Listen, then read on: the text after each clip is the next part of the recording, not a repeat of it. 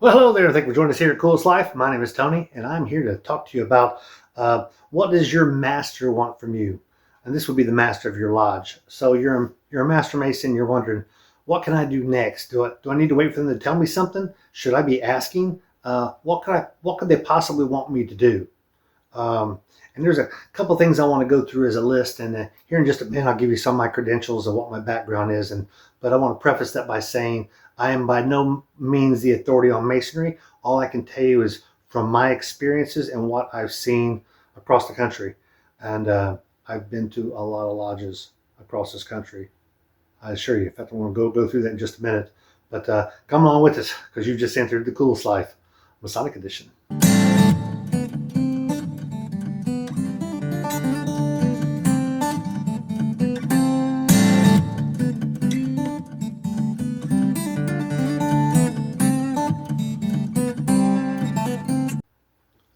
All right, so who am I? My name is Tony, and I'm a Master Mason in the state of Georgia. I've been a Master Mason since 2013 is when I was raised.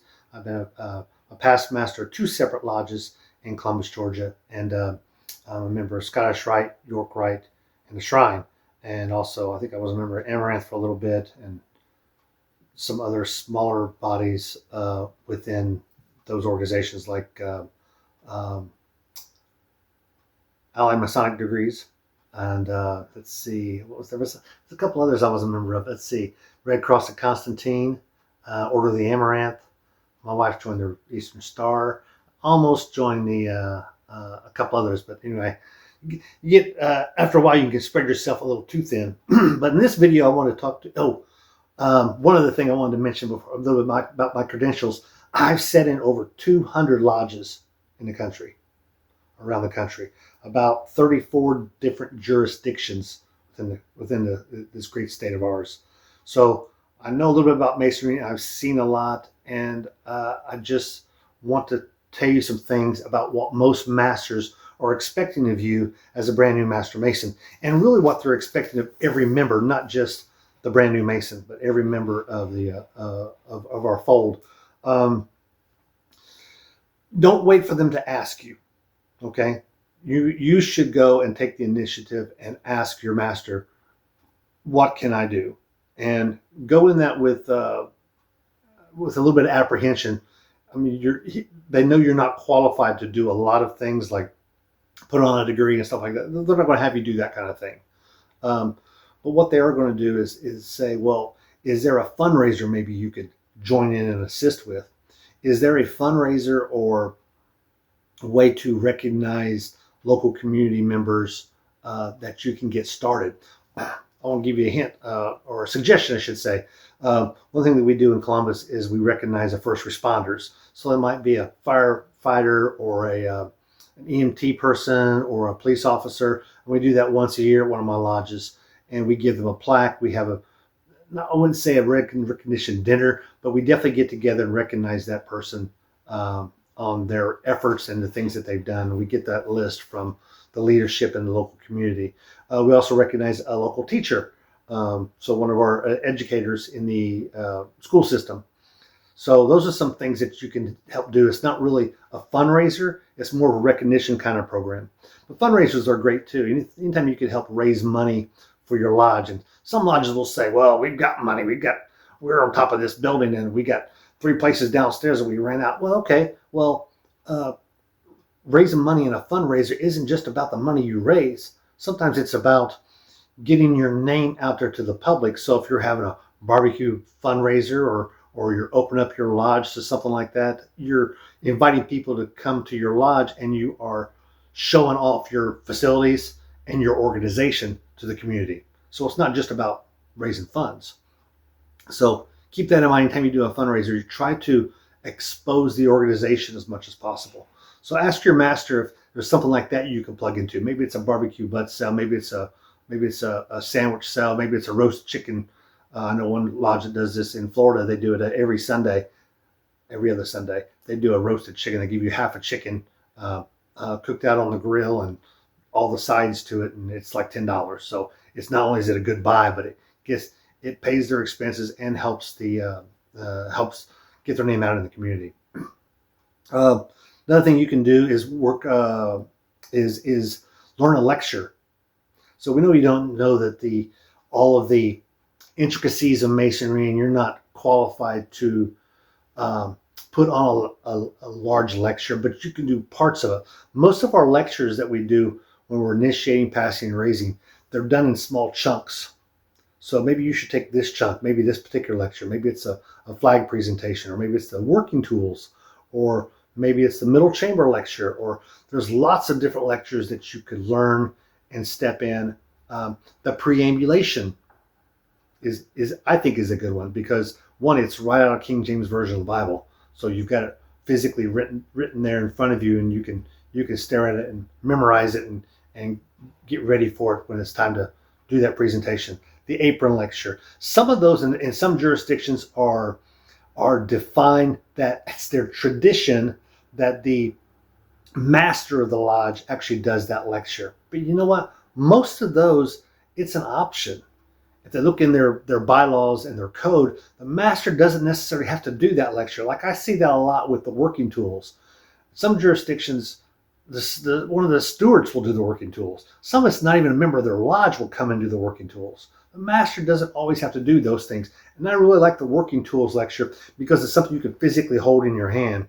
And I'm kind of a kinetic learner, so I like tangible. So when I'm holding something in my hand, I can describe it. The square is an implement, and you can talk about the square. So there's different lectures that I find that are more easy for a beginner to learn, and the working tools is definitely one of those. The apron lecture, of course, you're holding the apron. In all ages, you know, the apron has been deemed a badge of Mason, and anyway, so that's another lecture that you could possibly learn. The master doesn't necessarily have to do that, and I actually don't think the master should have to do that. I think the master, in most cases, should engage the other brothers in the room and encourage them to be more involved in the ritual that we do. And a ritual is just our pattern or way of doing things, is all it is. Through the degree work and the other things that we do. So you want to really engage your brothers as much as possible, and engage a different brother. Don't let one brother do the entire degree. You know, you want to engage. Say, well, hey, why don't you do this part this time? Why don't you do this part this time? And I think it makes it a whole lot more memorable for that brand new member coming through if they've got more than one person doing those different parts of those degrees. The last thing I think a master wants from you, if you really want to know, the main thing, here you go. This is bonus material, sort of. They want you to get in line. Now, what do you mean get in line? Was there a line somewhere? No, get in line in masonry means you're an officer in the lodge. I want you to become an officer in the lodge. The tiler who sits outside the door typically is a past master in most lodges. So I'm not talking about that because and the tiler is also sitting outside the lodge room during openings and closings. So you kind of want to be in the room. So you want to be definitely one of the stewards, maybe a marshal, a lecturer if you have a lecturer position. Definitely not the director of works. You wouldn't be qualified for that till way on down the road. Get in line with one of the deacons, become a warden, and then of course maybe one day become a master if you go through the steps it takes to do the others. It's going to really encourage you and prepare you to be a master of your lodge one day. When I first joined, I was in 2 months and I was pro-timming senior steward, and 6 months later I got elected to senior steward. So I became, a year ago that time, I was not even in the lodge, and here I am senior steward. Not junior steward, but senior steward. I never set junior steward. The very next year, I was elected senior deacon. So I've been in 2 years, and now I'm senior deacon. Now to do that, it's not all that easy. You've got to learn a lot of lectures, and the senior deacon is kind of in charge of the degree. They do a lot of the degree work when it comes to getting a new member in. So you got to be up on your toes, and you got to be learning everything as quickly as possible. So I sat as senior deacon, and from there I became junior warden, senior warden, and then a master of the lodge. So it was a progressive line. While I was a junior warden, I joined a secondary lodge across town, and I got in line there too. or they kind of needed me to be in line because they were short some members. So there it happened. I became a junior. I was junior warden there, and I was sitting master in another lodge. And so once I came out from that other lodge, was no longer sitting master. Our senior warden decided he's going to leave town, not because he had to, because his family decided to move to Kentucky. So, or when it was Colorado, he moved to first. So anyway, he left. So I was next in line as junior warden to become master.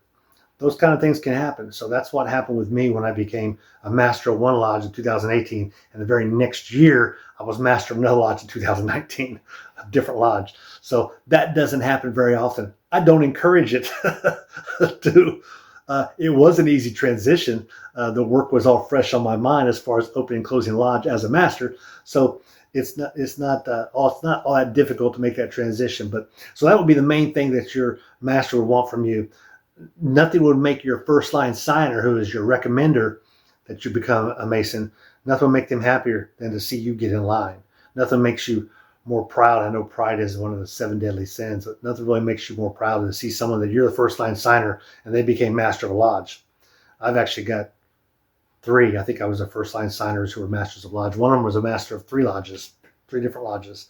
So real proud of that young gentleman. In fact, I want to see him. Looking forward to having a drink with him in December. So I'll be seeing him again down in Georgia. So, but we still have that connection. I've known this guy 20 years, something like that, somewhere close to 20 years, 18 years or so. And you really get that bond. You get that extra bond with someone when you go through Masonry together.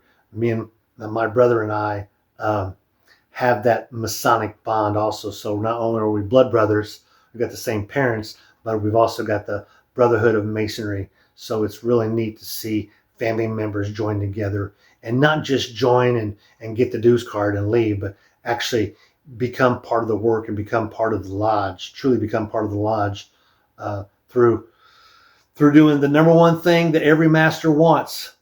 And this is definitely bonus material. Let me tell you, this is bonus material here. Bonus material. The master bare minimum wants you to show up. Just come to a meeting. Just show up and come to the meetings. We have meetings once a month. Some have them twice a month. Just show up and sit on the sidelines and become a member that just shows up. That's a bare minimum. And if you really want to tell everybody thanks, get involved and do lectures and become a lodge officer and move it up that way. But definitely need to step forward and ask. They always say for Masonry, to be one, ask one. That ask is a big word in that. You need to ask, hey, what else can I do? Hey, master, is there something else I could be doing to help the lodge? What else do you need me? What do you suggest I should be doing to help make this lodge a great lodge? Because I want to be part of a great lodge, not just an okay lodge. I want to be part of a growing lodge. What can I do? So there's my thoughts and my 2 cents, and I hope this sits well with you. Maybe you can even send this video to friends of yours, and be sure to like and subscribe. Those thumbs up really help, and they help this video go out to other people and go viral, whatever viral means. But anyway, I'm going to let you go. Be sure to like and subscribe, as I said, because I need to get back out living the coolest life, Masonic Edition.